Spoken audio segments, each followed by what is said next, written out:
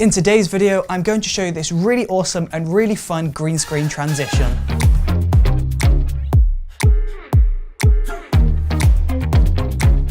Hey, what's up? It's Chris from Brooker Films, and yes, in today's video we're talking all about this really comical but really awesome green screen transition. If you haven't seen the chroma key video, then make sure you go ahead and watch the episode now, because that gives you a basic foundation of how green screen technology works. Now for the effect itself, you need to go ahead and you need to get yourself a green screen. So this is my green screen. It is absolutely huge.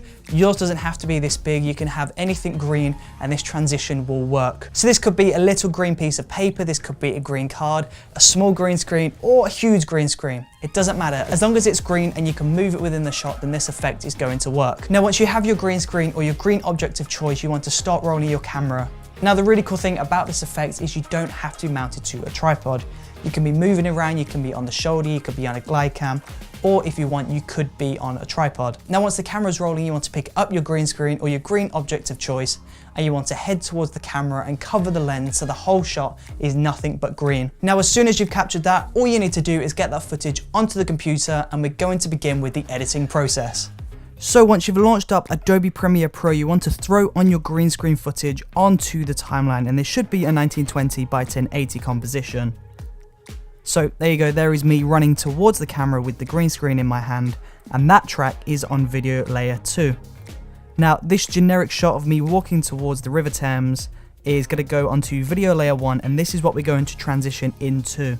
So now we need to go and key out the green from this video on video layer 2, so we're going to go into effects, we'll search for key, and then we'll drop color key on top of the footage. Now in color key, we'll use the eyedropper tool to select the green, and then we'll pull the color tolerance up until we can't see the green anymore. Now we're back out of the shot, and you can see this does look really messy.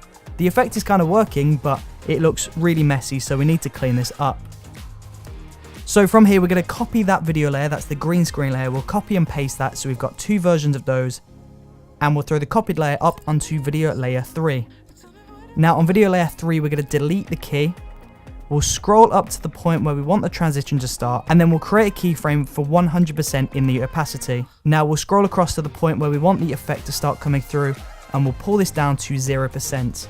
And there you go, the effect is now fading in, but we do need to clean up this effect because the green is a little bit too messy. So we'll go into the color key on video layer 2, and we'll just pull up the edge feather, and then we'll add another round of color key on top of that, and we'll use the eyedropper tool to select the green in the bottom left corner.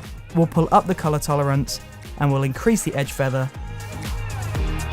And there you go, if we play this back, that is the green screen transition now complete. It's really quick, really awesome, and super easy.